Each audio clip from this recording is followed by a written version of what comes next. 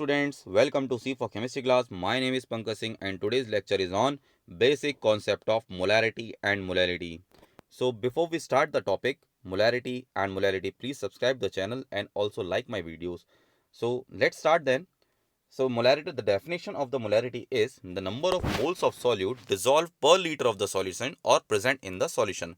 यानी एक मोल या कितने भी मोल हों, वन जितने भी मोल है, नंबर ऑफ मोल्स हैं सॉल्यूट के, और वो 1 लीटर सॉल्यूशन के वॉल्यूम में अगर प्रेजेंट हैं तो हम उसको क्या कहेंगे, मोलैरिटी कहेंगे। तो यहाँ पर हम सबसे पहले देखते हैं कि मोलैरिटी सॉल्यूशन बनाने के लिए हमें दो कंटेंट जरूरी है, जो कि एक होता है सॉल्यूट, एक होता है सॉल्वेंट। सॉल्यूट वो है जिसकी अमाउंट कम होती है, सॉल्वेंट में जो एक्सेस में होता है। सपोज आपके पास सॉल्ट है और उस सॉल्ट को आप वाटर में ऐड कर रहे हो, और वाटर में जैसे ही ऐड करा तो सॉल्ट जो था वो सॉल्यूट था और वाटर जो है वो एक सॉल्वेंट है। तो solute plus solvent together it will prepare what, it will prepare solution. तो यहाँ पर ये सॉल्यूशन प्रिपेयर कर दिया। तो अब हमें ये देखना है तो मोलैरिटी की डेफिनेशन क्या है।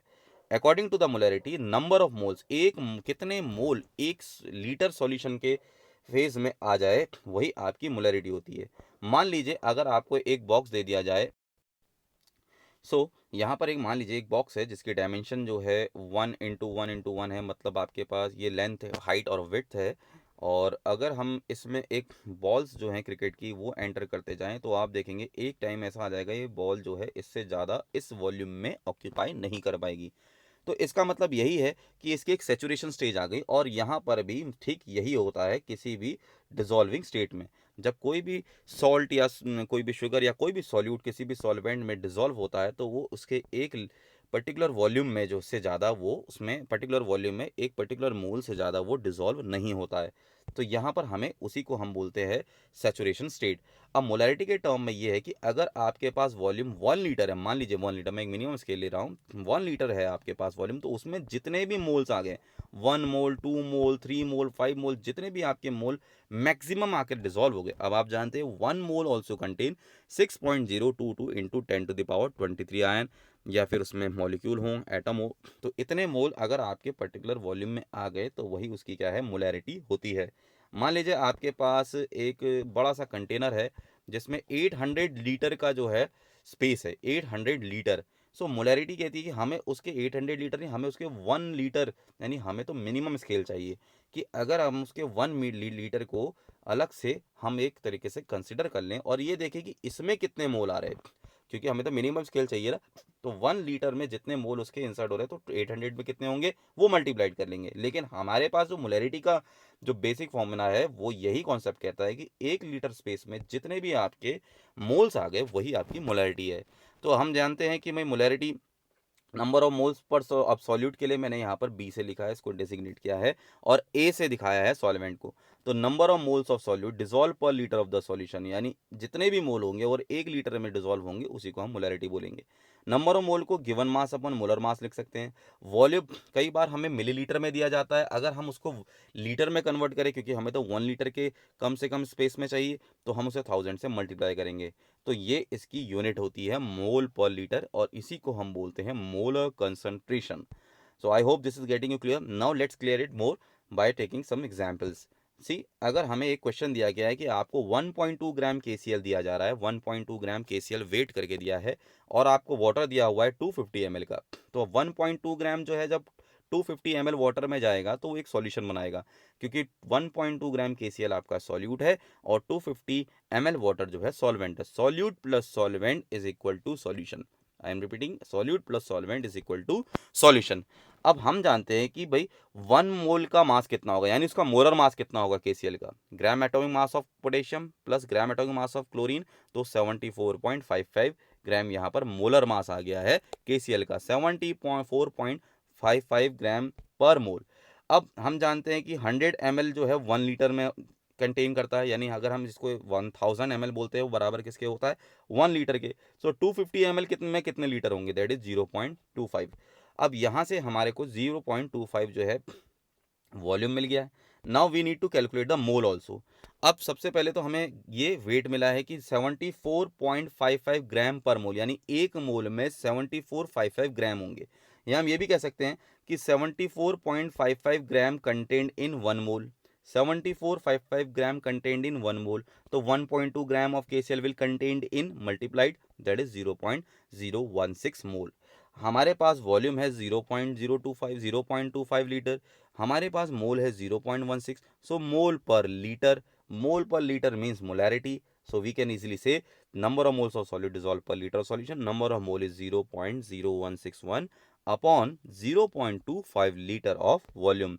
तो अगर 0.016 मोल आपके पास इस 1.2 ग्राम KCl में प्रेजेंट हैं, तो आपके पास वॉल्यूम है 250 ml दैट इज 0.25, तो इसकी मोलैरिटी हो जाएगी 0.064 मोल पर लीटर, यानी इतने मोल, कितने, हाउ मच, 0.064 मोल जो है वो 1 लीटर में डिसॉल्व हैं, यही इसकी मोलैरिटी होती है।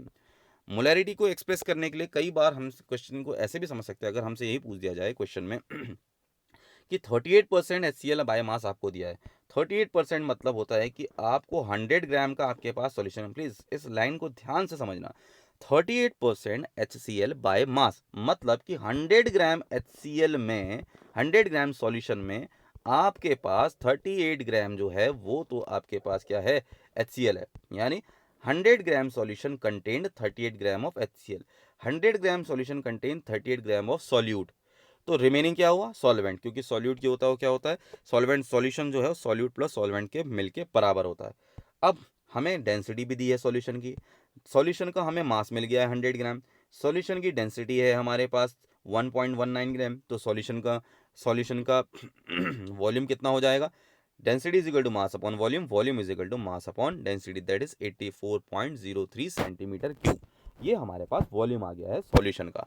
अब हमें नंबर ऑफ मोल्स निकालने थे, अब नंबर ऑफ मोल निकालने का तरीका ये भी है फॉर्मूले में कि उसको हम गिवन मास अपॉन मोलर मास कर दें, मोलैरिटी में हमें नंबर ऑफ मोल चाहिए ना, तो लेकिन हम नंबर ऑफ मोल्स को क्या लिख सकते हैं, given mass upon molar mass, तो given mass here it will be 38 gram, see 38% biomass दिया है ना, तो ये कहने का मतलब हुआ कि अगर आप 100 ग्राम सॉल्यूशन ले रहे हो तो उसमें 38 ग्राम कितना है, HCl है, ये मिनिमम स्केल दे दिया है हमें। अगर आप 100 ग्राम सॉल्यूशन को पिक कर रहे हो तो उसमें 38 ग्राम तो आपको क्या मिलेगा, आपको HCl मिलेगा, यानी given mass of solute is 38, so molar mass कितना है HCl का 36.5, so it will be 38 upon 36.5 into 1000 upon 84.03 that is 12.38 molarity, that is 12.38 मोल पर लीटर, तो 12.38 मोल पर लीटर आपके पास एक मिनिमम स्केल आ गया। Now let's see the other examples and other topic, जैसे यहाँ पर देख रखा है मोलर कंसंट्रेशन ऑफ आयन, अब हमें मोलर कंसंट्रेशन ऑफ आयन निकालने हैं, तो ईजिएस्ट है, जैसे अगर, क्योंकि हम जानते हैं कोई भी सॉल्ट हो या एसिड हो या बेस हो, तो वो सॉल्ट और वो बेस जो है वो डिसोशिएट होता है अपने आयंस में, लाइक हमें सॉल्यूट दिया हुआ है कॉपर क्लोराइड, अब कॉपर क्लोराइड का सॉल्यूट दे रखा है 9.82 ग्राम, 9.82 ग्राम हमारे पास गिवन मास है सॉल्यूट का, हम इसका मोलर मास भी निकाल सकते हैं, मोलर मास निकालने के लिए कॉपर क्लोराइड का उसके ग्राम एटॉमिक मास से हमें उनको सम करना पड़ेगा, 63.55 जो है कॉपर का होता है, 2 into 35.45 it is for the chlorine, so हमारे पास मोलर मास आ गया 134.45 ग्राम पर मोल, ये मोलर मास है।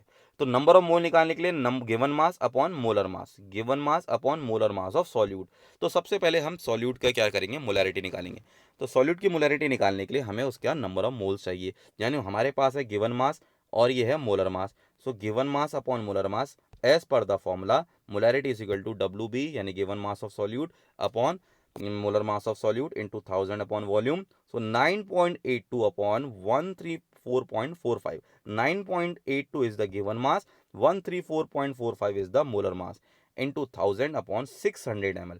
हमारे पास वाटर जो है सॉल्यूशन जो प्रिपेयर करने का बोला है वो 600 ml बोला है, तो यानी 0.12 मोल पर लीटर हमारे पास क्या हो गई है, मोलैरिटी आ गई, किसकी आ गई है, कॉपर क्लोराइड की।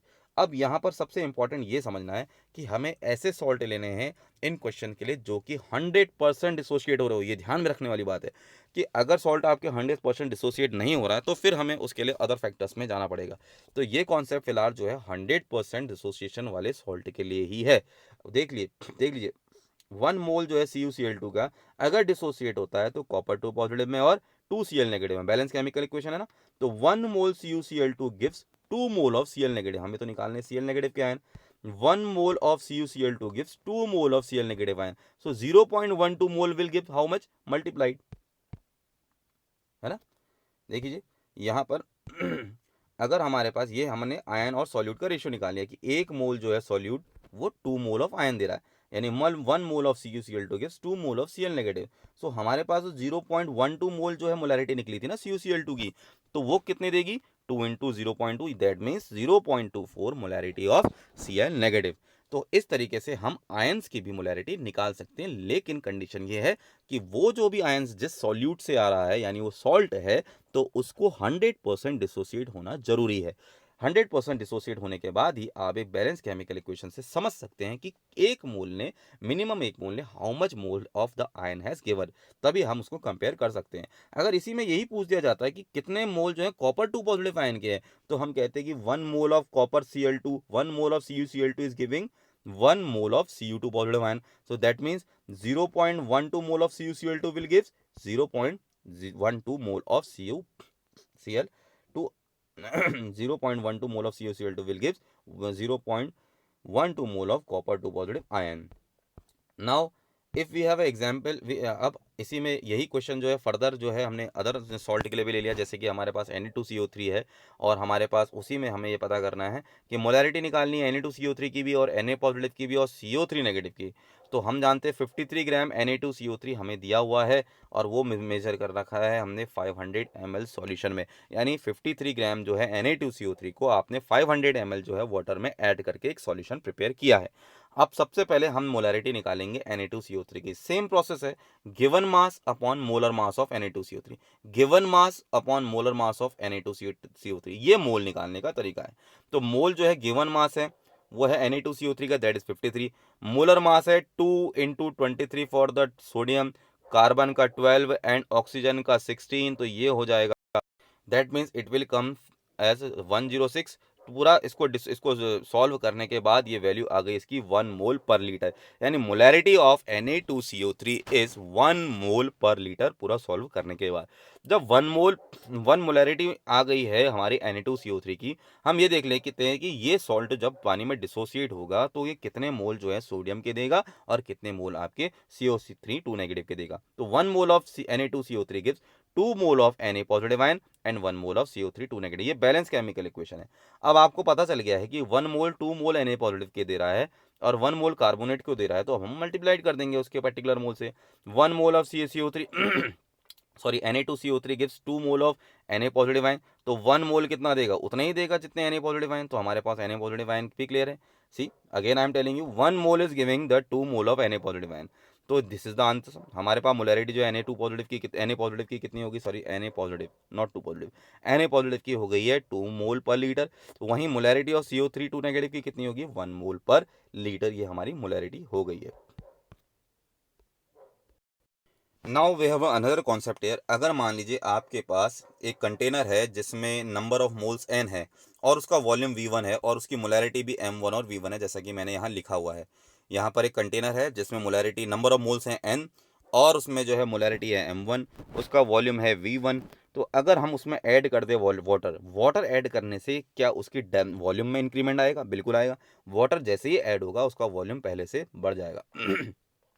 वाटर ऐड करने के बाद इसका वॉल्यूम हो गया है V2, तो डेफिनेटली इसकी मोलैरिटी में भी चेंज आएगा। देखिए मोलैरिटी तो वॉल्यूम से रिलेटेड, डायरेक्टली इन्वर्सली रिलेटेड है। मोलैरिटी मतलब कॉन्सेंट्रेशन, अगर वॉल्यूम बढ़ जाएगा तो कॉन्सेंट्रेशन तो अपने आप क्या हो जाएगा, कम हो जाएगा। तो अगर हम देखें इसमें वाटर ऐड करने से इसकी मोलैरिटी अगर V2 हो जाती, इसके सॉरी वॉल्यूम अगर इसका V1 से V2 हो जाता है तो इसकी मोलैरिटी भी M1 से M2 हो जाएगी। सपोज अब हम इसको इसको हम इस तरीके से भी निकाल सकते, तब हम उस समय क्या करेंगे कि M1V1 जो है वो M2V2 के बराबर हो जाएगा। लाइक हमको पता है कि molarity means number of moles per litre, यानी N/V1। सेम यहाँ पर M2 is equal to N/V2। अब हम जानते हैं N is equal to M1V1 and N is equal to M2V2, both are equal, क्योंकि नंबर ऑफ मोल तो दोनों में सेम है ना। तो इसका मतलब M1V1 is equal to M2V2 भी हो जाएगा। ये सेम के लिए अगर हम इसको मिक्स करते हैं या अगर हम किसी में वाटर को ऐड करके वॉल्यूम को चेंज कर रहे हैं, तो हम यहाँ पर ये फॉर्मूला भी बना सकते हैं N is equal to MV। अगर हमें नंबर ऑफ मोल्स कैलकुलेट करने हैं तो उसके मोलैरिटी को उसके वॉल्यूम से क्या कर दिया जाए, मल्टीप्लाई कर दिया जाए। तो ये भी एक तरीका है जिससे हम क्या है किसी भी कंपेयर करके मोलैरिटी को, न्यू मोलैरिटी को कैलकुलेट कर सकते हैं if we are changing the volume, क्योंकि देखिए मोलैरिटी के फॉर्मूले में ही जो है, देखिए यहाँ पर लिखा है ना, यहाँ इन्वर्सली प्रोपोर्शनल का रिलेशन है, यानी वॉल्यूम बढ़ाएंगे तो मोलैरिटी घटेगी। यानी देखिए स्पेस बढ़ा दी ना आपने, वॉल्यूम बढ़ा दिया, तो इसका मतलब जो आयंस अभी तक उसमें 1 लीटर में डिसोसिएट होते थे, अब कम डिसोसिएट होंगे, वो फैल जाएंगे, उनको और ज़्यादा स्पेस मिल जाएगी।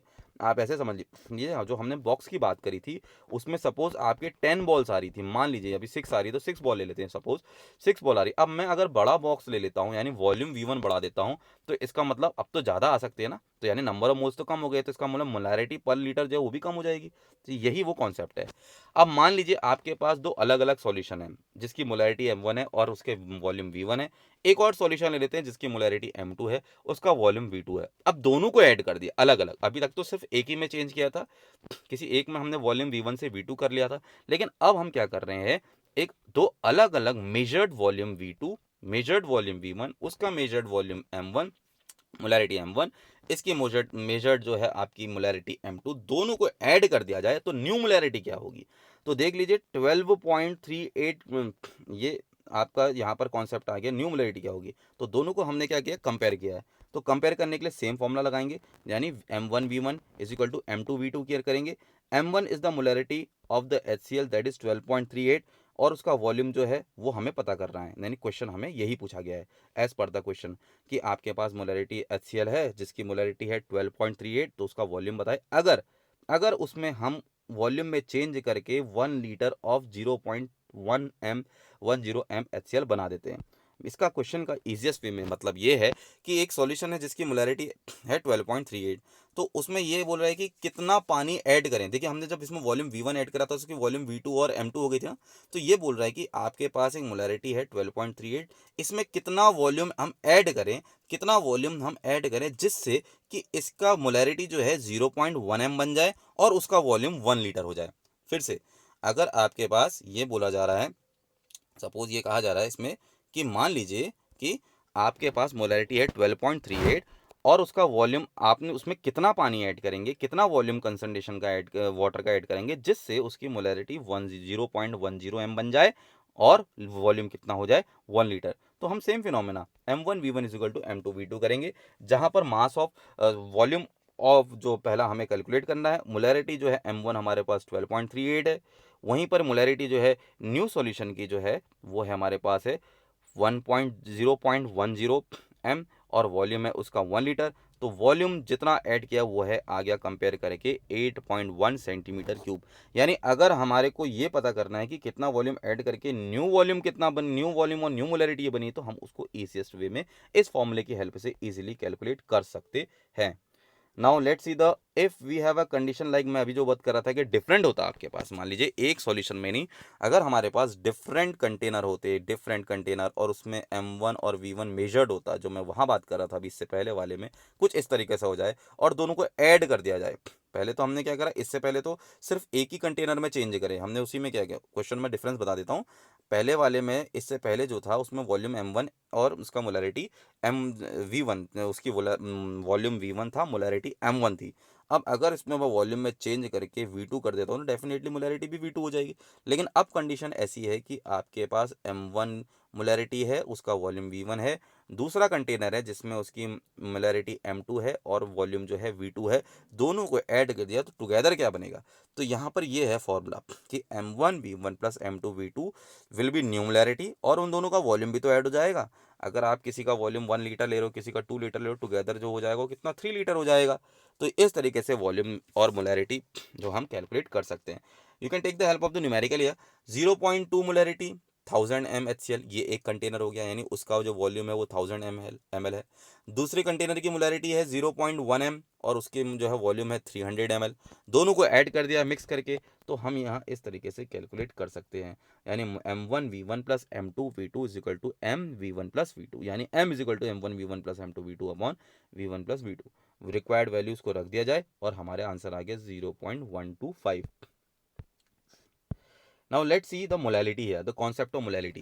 सी मोलैलिटी का कॉन्सेप्ट और मोलैरिटी के कॉन्सेप्ट में अंतर क्या है ये हम बात करेंगे। पहले हम ये समझ जाते हैं कि मोलैलिटी का कॉन्सेप्ट क्या है। सेम प्रॉपर्टी है, बस इस समय हमें वॉल्यूम ऑफ सॉल्यूशन की बजाय हमें सॉल्वेंट का मास लेना है। यानी ये क्वेश्चन, ये कॉन्सेप्ट कहता है कि number of moles of solute dissolve in 1 kg of solvent. यानी जितने भी मोल हों, the counting of the mole, जितने भी नंबर्स आपके मोल हैं, वो अगर 1 kg या 1000 ग्राम सॉल्वेंट में डिसॉल्व हो, सॉल्वेंट नॉट सॉल्यूशन, सॉल्वेंट, तो सॉल्वेंट जो कि 1 kg होगा, 1 kg होगा, तो 1 kg सॉल्वेंट में जितने भी नंबर ऑफ मोल आपके डिसॉल्व हो जाएं, वही मोलैलिटी होती है। Like given mass upon molar mass, given mass number of mole, given mass upon molar mass into 1000 upon mass of solvent. Please remember mass of solvent, जो कि केजी में होना जरूरी है। अब केजी में नहीं होगा तो हम उसको क्या करेंगे, 1000 से डिवाइड कर देंगे। तो इसकी यूनिट में भी चेंजेस आ जाते हैं, यूनिट इसकी बन जाती है मोल पर केजी। तो इसीलिए मोलर से मोलल बन जाता है, यानी ये मोलर नहीं कहलाएगा, अब हम इसको बोलेंगे मोलल कंसंट्रेशन। एक्सप्रेस करने का कंसंट्रेशन को ये भी एक तरीका होता है जो कि बेटर होता है, ये एक बेटर कॉन्सेप्ट होता है। Let's see other concept then. See, अगर इसमें छोटा सा डिफरेंस है कि अगर हम 1m सॉल्यूशन बात कर रहे हैं, 1m capital M, and remember molality को डिनोट किया जाता है छोटे m यानी स्मॉल m से। तो अगर हम 1m सॉल्यूशन की बात करें तो उसका मतलब होता है कि 1 मोल ऑफ सॉल्यूट पर लीटर ऑफ सॉल्यूशन।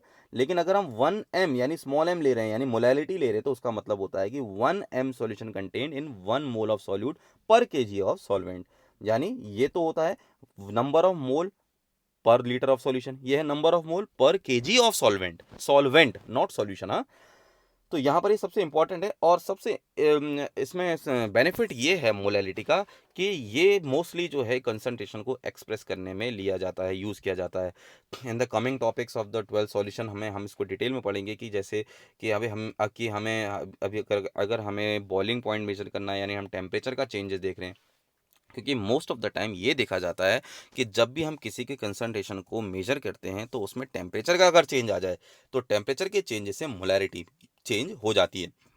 लेकिन मोलैलिटी में कोई चेंज नहीं आता है। ये इसलिए है क्योंकि दोनों में अगर हम देखें डिफरेंस, तो ये डिफरेंस इसलिए है कि मोलैलिटी में मास कंटेंट होता है और मोलैरिटी में जो है वॉल्यूम कंटेंट होता है। यहाँ देख सकते हैं कि यहाँ जो फॉर्मूला है उसमें मोलैरिटी जो है number of moles of solid dissolve per KG of solvent. अब अगर आप टेम्परेचर का चेंज कर भी देते हैं तो क्या टेम्परेचर से मास में कोई फर्क पड़ेगा? बिल्कुल नहीं पड़ेगा।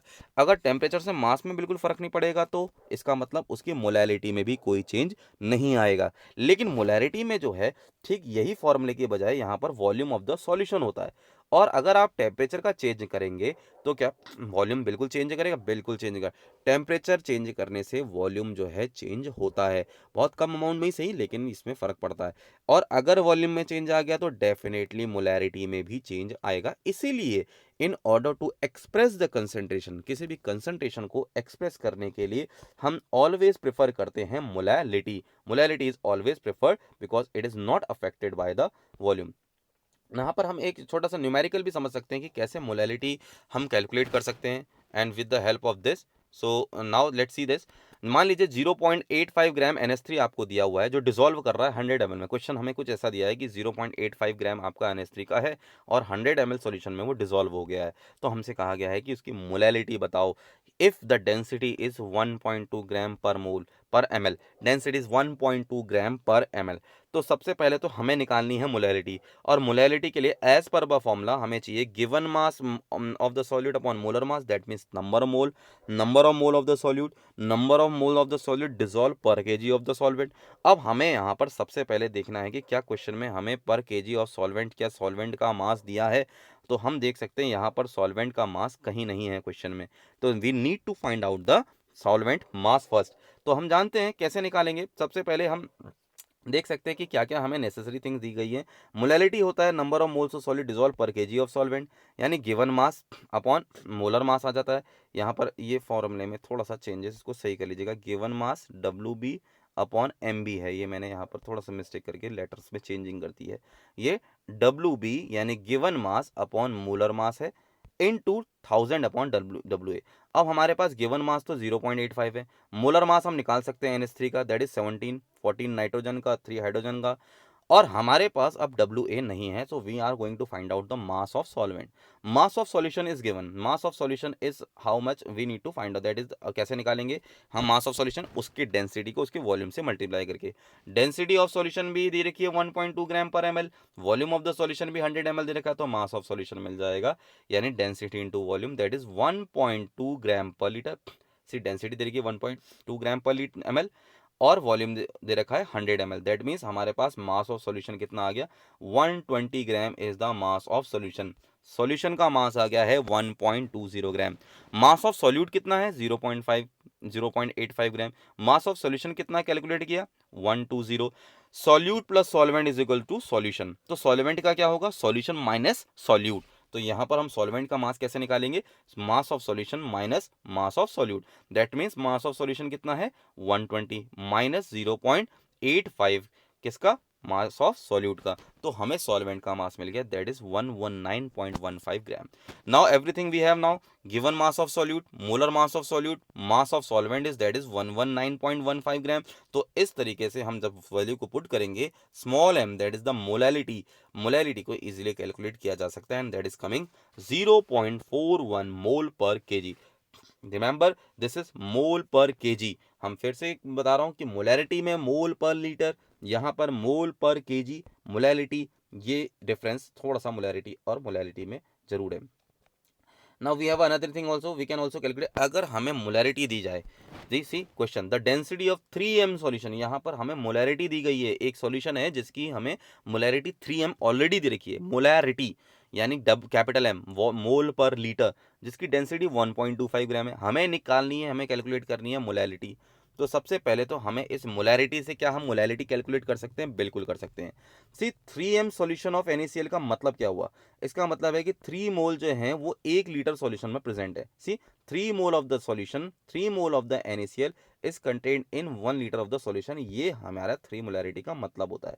अब हमें मोलैलिटी में क्या क्या चाहिए, मोलैलिटी में हमें चाहिए number of moles dissolve in per KG of solvent, number of mole dissolve in per KG of solvent. Number mole तो सेम रहेंगे, 3 मोल जब NaCl के 3m से आए हैं तो वही 3 मोल जो होंगे मोलैलिटी के लिए भी सेम होंगे, लेकिन हमें क्या चाहिए मास ऑफ सॉल्वेंट। तो सबसे पहले हमें मास ऑफ सॉल्वेंट निकालना है, तो मास ऑफ सॉल्वेंट निकालने के लिए पहले हम मास ऑफ सॉल्यूशन निकाल लेते हैं। Like in the previous slide, in the previous question, mass of solution is 1 litre, volume of the solution is 1000 ml। देखिए मास ऑफ सॉल्यूशन ऑफ 1 लीटर है ना, यानी 1 लीटर सॉल्यूशन का मास कैलकुलेट करना है। तो 1 लीटर के सॉल्यूशन का मास मतलब उसका वॉल्यूम तो 1 लीटर है, उसकी डेंसिटी कितनी है 1.25 ग्राम। फिर से क्या बता रहा हूं, mass of 1 litre of solution, 1 litre solution का मास पता करना है।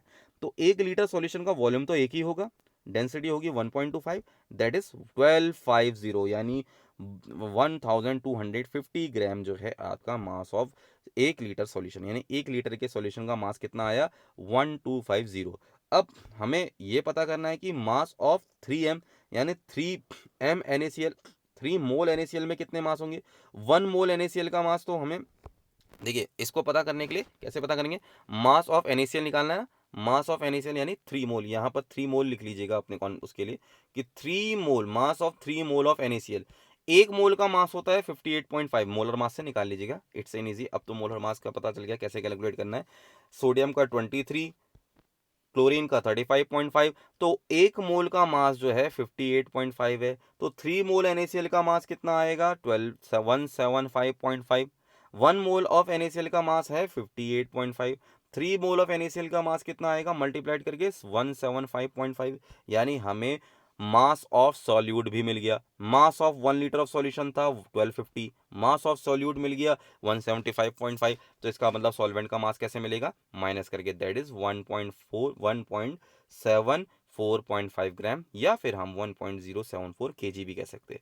तो हमें मास ऑफ सॉल्वेंट मिल गया है, नंबर ऑफ मोल्स ऑलरेडी हमारे पास 3 मोल है, तो मोलैलिटी इजीली कैलकुलेट की जा सकती है, यानी number of mole dissolve per KG of solvent, number of mole dissolve per KG of solvent. So in this way हम क्या कैलकुलेट करते हैं, मोलैलिटी को कैलकुलेट करते हैं। If the molarity is given to us, यानी with the help of molarity also we can calculate the we can calculate the molarity. तो I hope आपको ये आज का लेक्चर जो है मोलैरिटी और मोलैरिटी के बेसिक कॉन्सेप्ट क्लियर हुए होंगे। This is very important student, क्योंकि इन कॉन्सेप्ट के बेस में हम आगे की केमिस्ट्री को समझते हैं। Now after this very important form of the concentration is going to come, that is the normality, जो कि बहुत ही इंटरेस्टिंग है, जिसमें हमें यह पता चलेगा कि मोलैरिटी और मोलैरिटी से भी एक better way to express the concentration, that is the normality, जहाँ पर कोई डाउट नहीं है। So we will see in the next video. Okay, till then, keep doing the studies, keep doing the practices based of the basic concept of the molarity and molality. Thank you.